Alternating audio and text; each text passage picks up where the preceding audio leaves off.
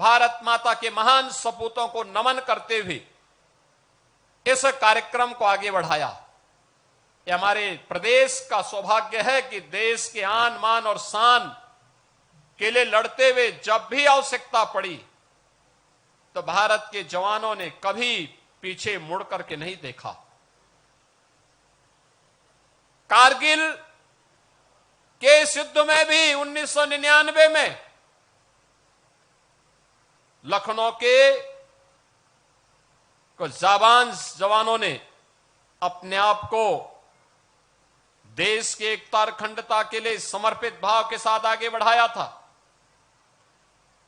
और उसमें से जो हमारे भारत माता के महान सपूत बलिदान हुए उनमें captain Manoj Kumar Pandey, captain Aditya Mishra, lance Naik Kewalanand Dwivedi, rifleman Sunil Jung, major Ritesh Sharma, ये नाम ऐसे हैं जिन नामों का स्मरण केवल लखनऊ और प्रदेशवासी ही नहीं पूरा देश बड़े गौरव के साथ लेता है, बड़े गर्व के साथ लेता है।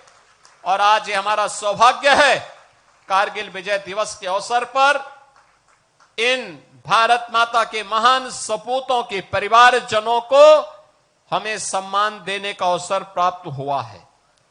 हमने प्रदेश सरकार में 2017 में सरकार बनने के बाद डबल इंजन की सरकार ने आदरणीय प्रधानमंत्री जी की प्रेरणा से देश के अंदर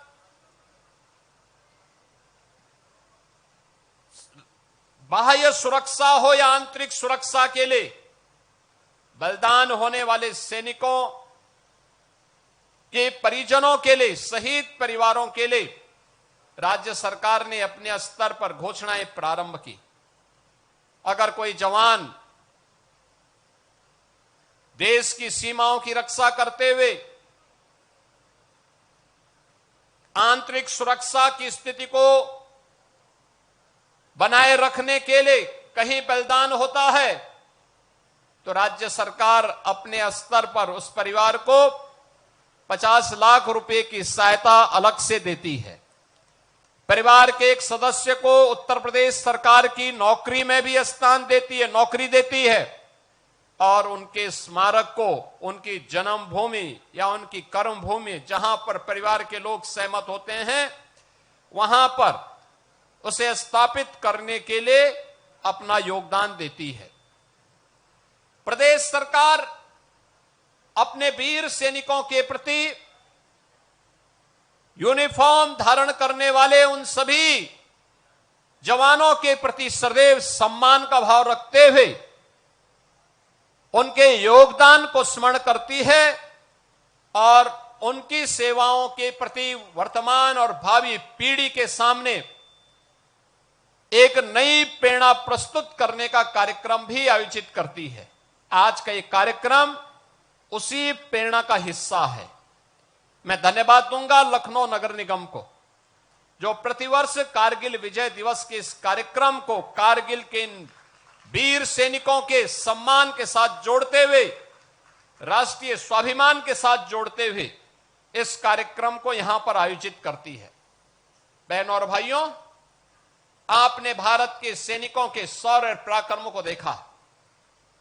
1948 में भारत पर थोपे गए पाकिस्तान के पहले युद्ध के दौरान हम में से कोई भी व्यक्ति उसको देखा नहीं होगा। 1965 को भी हमने नहीं देखा होगा, 1971 को भी नहीं देखा होगा। लेकिन बहुत सारे ऐसे लोग होंगे, सैनिक होंगे जो 1971 और 1965 की लड़ाई लड़े होंगे। बहुत सारे हमारे आसपास ऐसे जवान होंगे जिन्होंने इन सभी युद्धों में जिनका बलिदान हुआ होगा, उनकी स्मृतियां आज भी हमारे सामने हैं। और इसीलिए सरकार ने भी तय किया है कि हर जनपद में भी वीर सैनिकों के इसी प्रकार के युद्ध के स्मारक और उनके बलिदान के स्मारक बनने चाहिए, जिससे वर्तमान पीढ़ी एक नई प्रेरणा प्राप्त कर सके। ये सामूहिक रूप से कार्यक्रम आयोजित होने चाहिए, जैसे कार्यक्रम आज लखनऊ में आयोजित हो रहा है। एक ओर सरकार के स्तर पर प्रयास, उन्हें अधिक से अधिक सैनिकों के प्रति सम्मान का भाव व्यक्त करते हुए हमारी सरकार ने तय किया है कि अग्निवीर के रूप में जो जवान देश की सेनाओं में अपना योगदान दे रहे हैं, जब वह जवान रिटायर होकर के आएगा, उत्तर प्रदेश पुलिस बल में हम ऐसे जवानों को 20% आरक्षण की व्यवस्था कर रहे हैं। उन सभी जवानों के लिए 20% आरक्षण उत्तर प्रदेश पुलिस बल में हम लोगों के द्वारा उपलब्ध करवाने की कार्रवाई को भी आगे बढ़ाया गया है। बहनों और भाइयों, हमें ध्यान रखना होगा, राष्ट्र की एकता और अखंडता सदैव बलिदान मांगती है। हमें हर हाल में, हर कीमत पर राष्ट्र की एकता और अखंडता को बनाए रखने के लिए अपना योगदान देना होगा।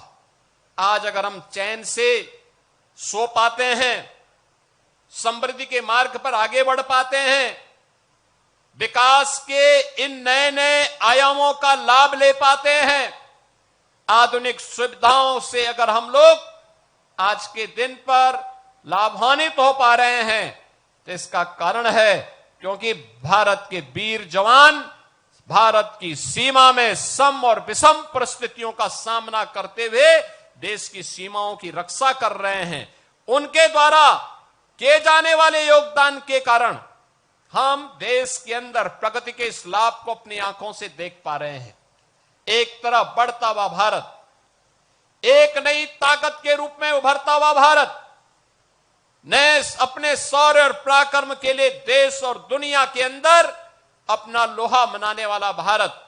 ऑपरेशन सिंदूर के माध्यम से भी आपने भारत के शौर्य और पराक्रम को देखा होगा। आपने देखा होगा जिस पाकिस्तान ने और उसके प्रेरित आतंकवाद ने पुलवामा में निर्दोष तीर्थ यात्रियों को अपना शिकार बनाया था, उन्होंने 22 ऐसे जवानों को, ऐसे तीर्थ यात्रियों को अपना शिकार बनाया था। उस पाकिस्तान को सबक सिखाने में भारत के बहादुर जवानों को और भारत की सेना को 22 मिनट भी नहीं लगे। पाकिस्तान के आतंकी कैंपों को तहस नहस कर दिया। प्रधानमंत्री मोदी जी ने यही कहा था कि पुलवामा में जिसने भी दुस्साहस किया उसको इसकी कीमत चुकानी पड़ेगी। और फिर आपने देखा होगा इस बार भी पाकिस्तान चिल्ला चिल्ला के अमेरिका के पास पहुंच गया था। भारत एक मोर्चे पर कई देशों से लड़ रहा था, कहीं तुर्की के द्वारा, कहीं चीन के द्वारा और कहीं दुनिया के अन्य देशों के द्वारा भी उसे सहायता दी जा रही थी। लेकिन उस सब के बावजूद भारत की बहादुर सेना के सामने पाकिस्तान की एक नहीं चली और अंततः उसको समर्पण करने के लिए मजबूर होना पड़ा था, ये बहादुर सैनिकों के नाते। और इसलिए यूनिफॉर्म के प्रति सम्मान का भाव हर भारत का दायित्व बनता है, हर भारतवासी का दायित्व बनता है। एक तरफ यह सम्मान का भाव, दूसरी तरफ अगर हमें विकसित भारत के सपने को साकार करना है तो उन षड्यंत्रों से हमें हमेशा सावधान होना होगा जो षड्यंत्र हमें बांटने का काम कर रहे हैं, जाति के नाम पर, क्षेत्र के नाम पर, भाषा के नाम पर। याद रखना, बल, बुद्धि और विद्या में भारत कभी इतिहास के किसी भी कालखंड में कभी कमजोर नहीं रहा, कभी कमजोर नहीं रहा। किसी बात की कोई कमी भारत के अंदर कभी नहीं थी।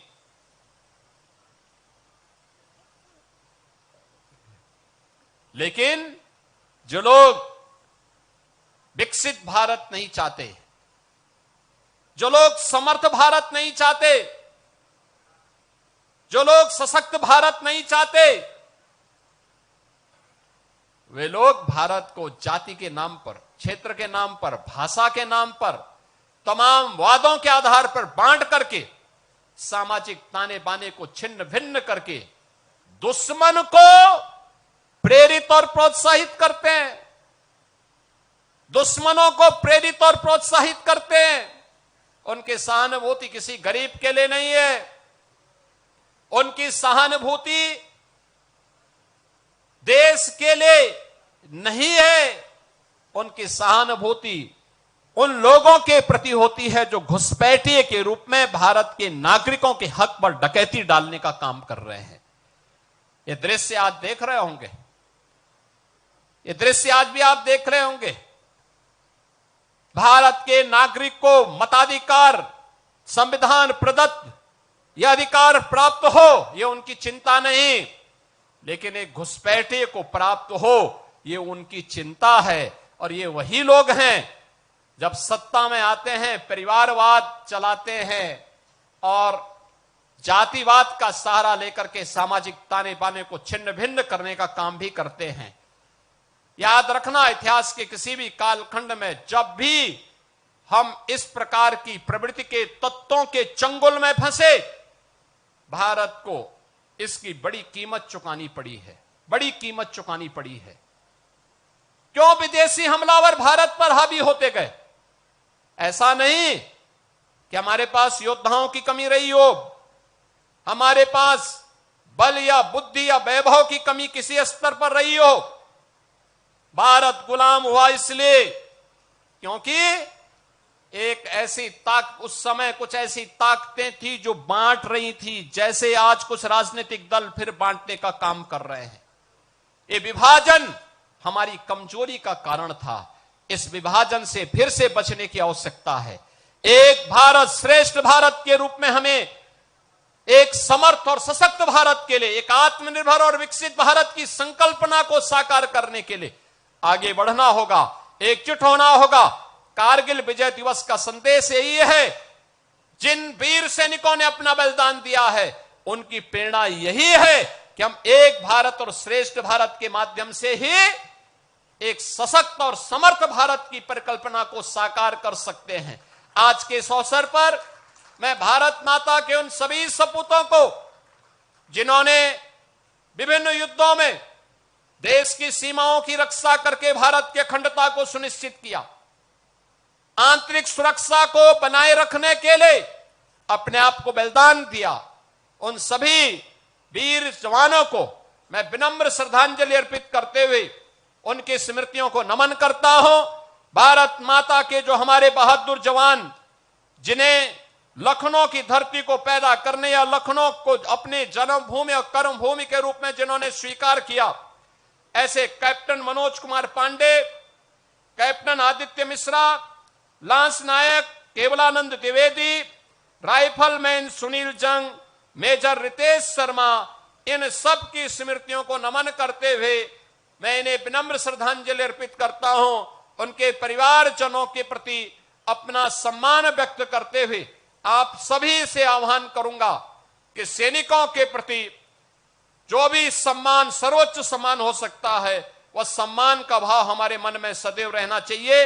इस विश्वास के साथ आप सबके प्रति भी मैं अपनी शुभकामनाएं देता हूं। धन्यवाद। जय हिंद।